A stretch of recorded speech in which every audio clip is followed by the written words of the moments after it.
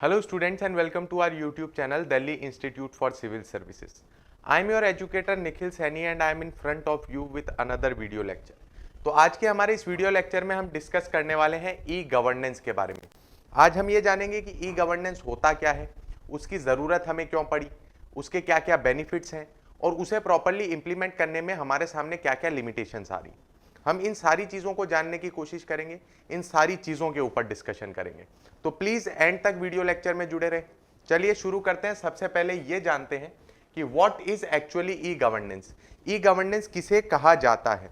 सो governance आप जानते हो कि हम सर्विस प्रोवाइड करते हैं, ठीक है, वेलफेयर प्रोवाइड करते हैं, हमारी पॉलिसीज होती हैं अलग अलग, तो वो चीज़ें जो है हम उन्हें देते हैं, उस प्रोसेस को कहा जाता है गवर्नेंस। अभी यहाँ पे उसी चीज को जो है यहाँ पे डिफाइन किया गया है that e governance can be defined as the application of information and communication technology. यहाँ मदद किस चीज की ली जा रही है? तो उस चीज का आपको ध्यान देना है, ICT, information and communication technology की यहाँ पे मदद ली जा रही है। किस चीज के लिए? For providing government services. Government जो हमें सर्विसेज प्रोवाइड करती है उसे प्रोवाइड करने के लिए हम आईसीटी की मदद ले रहे हैं। पहला तो ये। दूसरा, एक्सचेंज ऑफ इंफॉर्मेशन, लोगों तक इंफॉर्मेशन पहुंचाने के लिए हम मदद ले रहे हैं आईसीटी का। सेकंड, ट्रांजैक्शन, अलग अलग तरीके के ट्रांजैक्शन के लिए। Integration of previously existing services and information portals, मतलब पहले जो ऑलरेडी एग्जिस्ट कर रहे थे, जो हम सर्विसेज प्रोवाइड कर रहे थे by the means of information technology और बाय एनी अदर मींस, उनको सबको इंटीग्रेट करके जो है हम प्लेटफॉर्म पे ले आएंगे। अब यहाँ पे ई क्या है? गवर्नेंस तो आप समझ गए, तो ई क्या है? ई मतलब होता है इलेक्ट्रॉनिक, ठीक है। इसका सिंपल अर्थ ये है कि हम इंफॉर्मेशन टेक्नोलॉजी का इस्तेमाल करेंगे किस चीज के लिए? सर्विसेज प्रोवाइड करने के लिए, हमारे एडमिनिस्ट्रेशन को बेहतर बनाने के लिए। तो ये जो नई टेक्नोलॉजी है, या हम बोल सकते हैं ये हमारा जो नया डेवलपमेंट है, इसे हम क्या कहते हैं? E governance. So this is known as e governance. I hope यहाँ पे आपको ये चीज तो क्लियर हो गई होगी। अब बात ये आती है कि क्यों हमें जरूरत पड़ रही है ई गवर्नेंस की। पहले जिस तरीके का मॉडल चल रहा था उसमें और इसमें क्या डिफरेंस आ जाता है? तो सबसे इंपॉर्टेंट बात जो आपको समझनी है कि जो स्टेट है उसका नेचर चेंज हो रहा है। ऐसा मैं क्यों कह रहा हूं? क्योंकि पुराने जमाने में आप देखें पुलिस स्टेट हुआ करता था। पुलिस स्टेट का अर्थ ये हो गया कि हम उन्हें टैक्स देते थे और टैक्स के बदले वो हमें प्रोटेक्शन देते थे, हमारे जितने भी कॉन्ट्रैक्ट्स हैं उन्हें प्रॉपर्ली इंप्लीमेंट करते थे। बट जैसे जैसे समय आगे बढ़ा तो एक कॉन्सेप्ट आया वेलफेयर स्टेट का। मतलब स्टेट की सिर्फ यही जिम्मेदारी नहीं है कि वो हमारी रक्षा करे, बल्कि स्टेट की ये भी जिम्मेदारी है कि वो हमें सर्विसेज प्रोवाइड करे, वो हमारे वेलफेयर का ध्यान रखे। तो ये जो नया कॉन्सेप्ट आया वेलफेयर स्टेट, इसकी वजह से जो गवर्नमेंट का स्ट्रक्चर है वो काफी ज्यादा कॉम्प्लेक्स हो गया, वर्क जो है गवर्नमेंट का वो काफी ज्यादा बढ़ गया। तो ये जो गवर्नेंस की प्रोसेस कॉम्प्लेक्स हुई, इसे थोड़ा सिंपल करने के लिए हमारी मदद क्या करता है? E governance. दूसरी चीज, जैसे ही वेलफेयर स्टेट का कॉन्सेप्ट आया तो जो सिटीजन्स है उनकी डिमांड्स बढ़ गई कि नहीं, हमें से स्टेट से हमें ये भी चाहिए, ये सब्सिडी भी चाहिए, ये सर्विस भी चाहिए। तो ये जितनी भी डिमांड बढ़ी वो इस चीज की तरफ बढ़ी कि हमें ई गवर्नेंस को अब इंप्लीमेंट करना पड़ेगा, ताकि हमारी जो जनता है, हमारे जो सिटीजन्स हैं, उनकी डिमांड को केटर किया जा सके, उनकी डिमांड का ध्यान रखा जा सके। चलिए आगे चलते हैं और समझते हैं कि इसके कितने अलग अलग एस्पेक्ट्स हो सकते हैं, ये कहां कहां हमारी मदद कर सकता है। तो एस्पेक्ट समझते हैं। सबसे पहला ई एडमिनिस्ट्रेशन। ई एडमिनिस्ट्रेशन को आप इस तरीके से समझिए कि अगर आप हेल्थ डिपार्टमेंट की बात करें, ठीक है, हेल्थ डिपार्टमेंट की, हेल्थ डिपार्टमेंट के अलावा एक और चीज आप ध्यान दीजिए, लैंड रिकॉर्ड्स।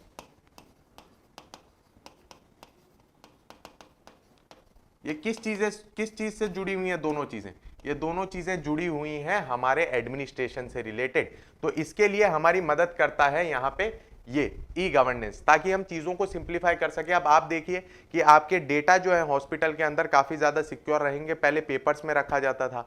वहीं लैंड रिकॉर्ड्स की बात करें तो लैंड रिकॉर्ड्स भी काफी ज्यादा सेफ एंड सिक्योर रहेंगे, किसके नाम पे थी, किसके नाम पे अब है, और अगर हम बेचेंगे तो उसका प्रोसेस किस तरीके से होगा।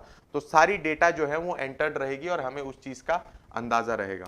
दूसरी चीज, पहले जो सर्विसेज प्रोवाइड करी जाती थी, अब वो सर्विसेज जो है ई माध्यम से की जाएगी, मतलब इलेक्ट्रॉनिक माध्यम से की जाएंगी। किस तरीके से?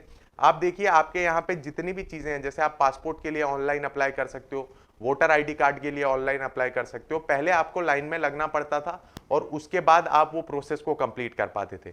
बट आज के समय में आप अपने घर पे बैठे एसी चालू करें और अपना कंप्यूटर खोल के आप अप्लाई कर सकते हैं, इतनी आसान हो गई है चीजें। तो सर्विस के अंदर भी हम इसका उपयोग करते हैं। Third is e governance. हमारी अलग अलग पॉलिसीज होती हैं, हमारे अलग अलग प्रोग्राम्स होते हैं जिन्हें हम इंप्लीमेंट करते हैं, तो उसके अंदर भी हमारी ई गवर्नेंस काफ़ी ज़्यादा मदद करता है। क्योंकि अब आप ये चीज़ देख सकते हैं कि अगर आपको पॉलिसीज जाननी है कि नीति आयोग ने किस तरीके का काम किया है, उसी के साथ साथ अगर आप देख लें मिनिस्ट्री ऑफ ट्रांसपोर्ट क्या कर रही है, तो आप हर एक चीज़ उनके वेबसाइट पे जाके जानकारी पा सकते हैं, तो आपके पास कंप्लीट इंफॉर्मेशन है। फिर बात आती है फोर्थ, ई डेमोक्रेसी। आप मुझे बताइए डेमोक्रेसी क्या होता है। आप बोलेंगे सर हम जाते हैं वोट डाल देते हैं और वो हो गई डेमोक्रेसी। जी नहीं, डेमोक्रेसी दो तरीके की होती है, एक हो गई प्रोसीजरल और दूसरी हो गई सब्सटेंटिव। जब आप वोट डाल के आए, आपने अपनी सरकार चुनी, तो आपने प्रोसीजरल एस्पेक्ट तो कंप्लीट कर दिया, बट जब तक आपको अंदाजा नहीं है, जब तक आपको कंप्लीट इंफॉर्मेशन नहीं है कि किस तरीके का काम आपकी सरकार कर रही है, आपके सरकार के एम्स एंड ऑब्जेक्टिव क्या हैं, तब तक आप कह पाएंगे कि हम ट्रूली डेमोक्रेटिक फंक्शन कर रहे हैं। जी नहीं, इसलिए जो इंफॉर्मेशन है, इंफॉर्मेशन लोगों तक पहुंचाने का काम करता है ई गवर्नेंस। इसलिए ये इसके अलग अलग एस्पेक्ट हैं और इस तरीके से ये अनफोल्ड होता है। चलिए आगे चलते हैं और समझते हैं इसके ऑब्जेक्टिव्स क्या क्या हैं, कि क्या क्या ऑब्जेक्टिव्स जो है यहाँ पे कंप्लीटली हम सेटिस्फाई करना चाहते हैं। पहली, better service delivery to citizens. जो सर्विस हम दे रहे हैं सिटीजंस को वो बेटर करनी पड़ेगी, क्योंकि पुलिस स्टेट था तो प्रोटेक्शन का काम था, बट जब वेलफेयर स्टेट आया तो सिटीजन जो है वो कस्टमर की तरह हो गए, कि वो जो जो चीज मांग रहे हैं, जो डिमांड कर रहे हैं, आपको प्रोवाइड करनी पड़ेगी। So the first point is better service delivery to citizen. Next, transparency and accountability. Democracy उसे ही कहा जाएगा जब आपके पास सारी इंफॉर्मेशन हो, जब आपकी सरकार जो निर्णय ले रही हो वो खुले में ले रही हो और आपको मालूम हो कि ये निर्णय का ये प्रभाव हो सकता है या इसका ये नेगेटिव इंपैक्ट हो सकता है। When government is open to criticism, then we can say that it is a truly democratic government. और उसके लिए क्या चाहिए हमें? ट्रांसपेरेंसी, पारदर्शिता और अकाउंटेबिलिटी। अगर कोई गलती होती है तो हम उन्हें रिस्पॉन्सिबल मान सकते हैं कि नहीं साहब आपने ये डिसीजन लिया था, इसकी वजह से ये गलती हुई है। तो दूसरा क्या होगा? Accountability. Third is information to people. जानकारी जो है वो आज के समय में सबसे बड़ा हथियार है। अगर आप जानकार हैं, आपको सब कुछ मालूम है, तो आप अपनी सरकार से क्वेश्चन पूछ सकते हैं। अगर आपको कुछ मालूम ही नहीं है, कोई इंफॉर्मेशन ये नहीं है, तो आप किस तरीके से उनसे सवाल पूछेंगे? और सवाल का क्या बेसिस बनेगा? क्या पूछेंगे आप? आपके पास इंफॉर्मेशन होनी चाहिए और वो इंफॉर्मेशन ई गवर्नेंस के माध्यम से हमें मिलती है। Improvement of efficiency. पहले के समय में देखिए आपको पासपोर्ट बनाने के लिए कितना लंबा जाना पड़ता था, और उसके अलावा अगर वोटर आईडी कार्ड की भी हम बात करें तो उसके लिए भी कितनी लंबी प्रोसेस हुआ करती थी। बट आज के समय में वो प्रोसेस जो है काफी ज्यादा स्ट्रीमलाइंड हो गई और आसान हो गई। दूसरी चीज, ई गवर्नेंस की वजह से करप्शन का स्कोप भी कम हो गया। मैं ऐसा नहीं कह रहा कि करप्शन खत्म हो गया है, पर करप्शन का स्कोप काफी ज्यादा कम हो गया है। तो इस चीज का भी आपको ध्यान देना है कि ई गवर्नेंस से हमारा ये भी फायदा हुआ है। चलिए आगे चलते हैं और समझते हैं पिलर्स ऑफ ई गवर्नेंस की। अगर आप ई गवर्नेंस खड़ा कर रहे हैं तो कौन से 4 पिलर पे आप इसे खड़ा करेंगे? सबसे पहले तो पीपल, मतलब हम लोग।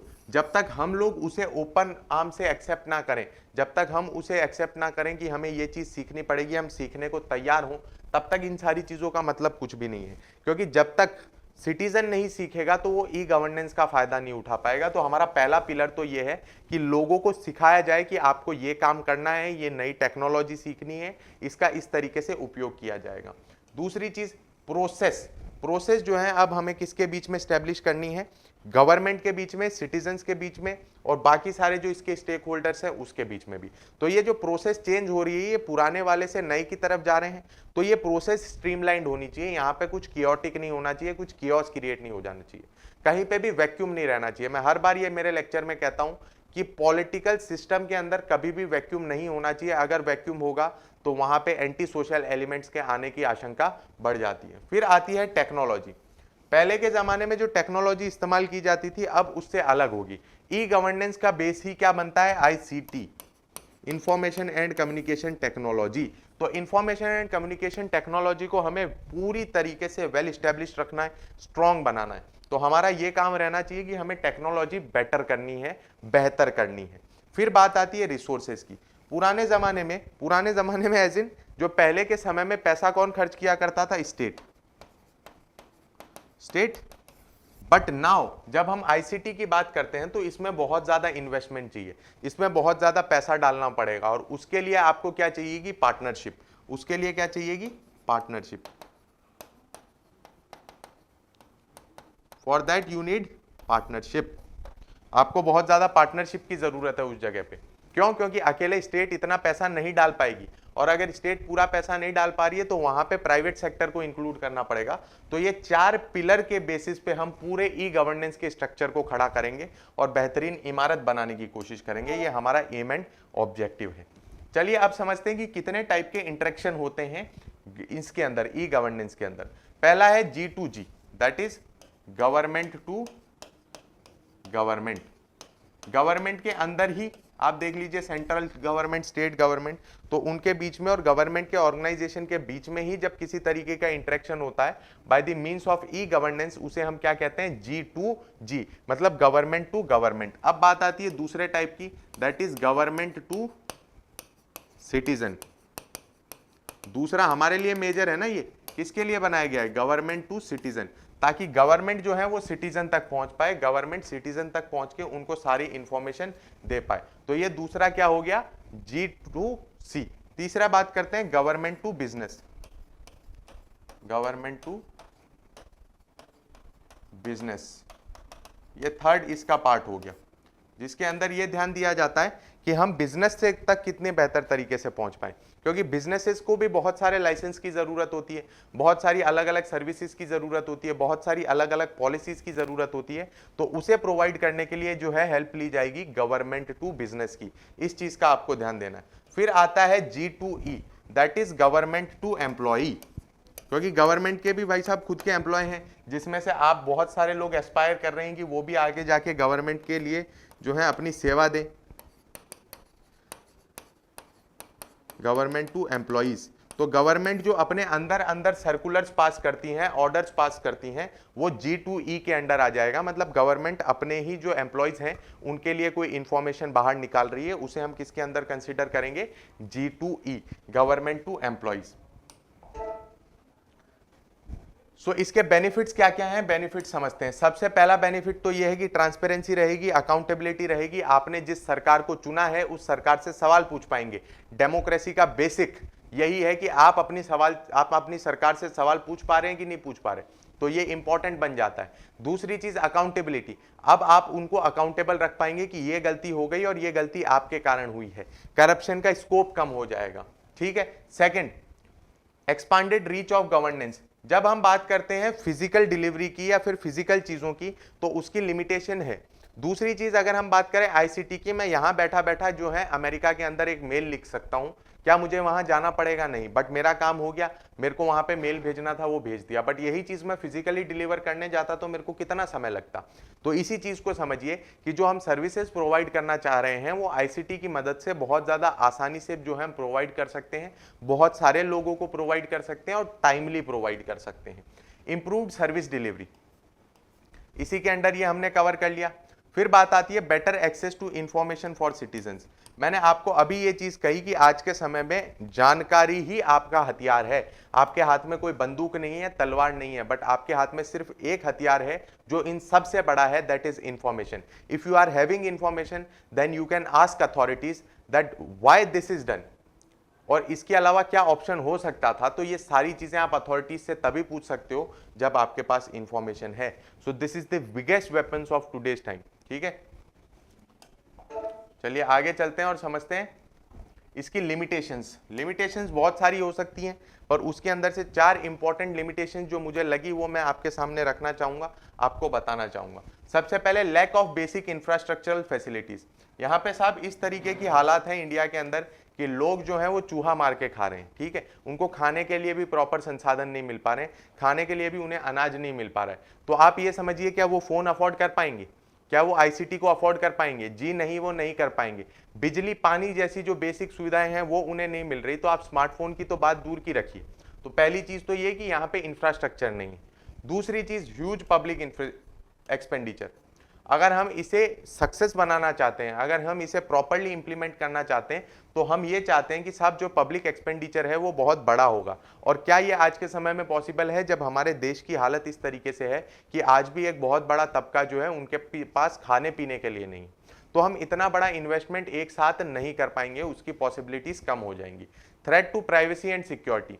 प्राइवेसी और सिक्योरिटी पे थ्रेट है, क्योंकि इंडिया जैसी कंट्री की जब हम बात करें, हमारा इंफ्रास्ट्रक्चर उतना डेवलप नहीं है। आई वुड से कि cyber security 100% cyber security is a myth. 100% cyber security कभी नहीं हो सकती। और जब हम इंडिया जैसी कंट्री की बात करते हैं तो वहां तो बहुत ज्यादा लिमिटेशन आ जाती हैं और बहुत अलग अलग तरीके की लिमिटेशन आ जाती है। फिर आया huge digital divide. Huge digital divide कैसे? Urban and rural,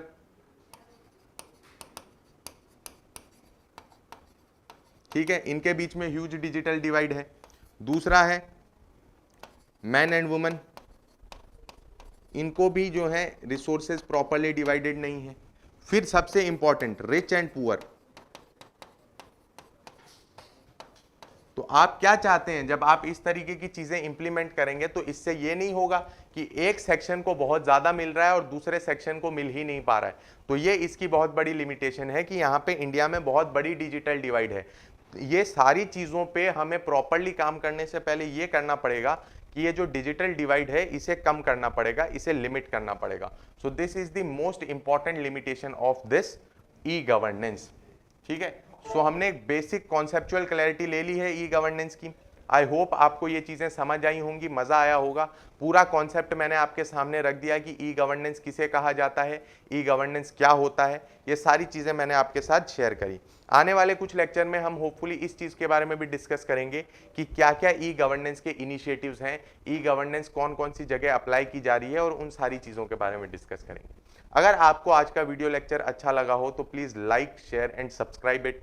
Thank you very much for watching. Thank you.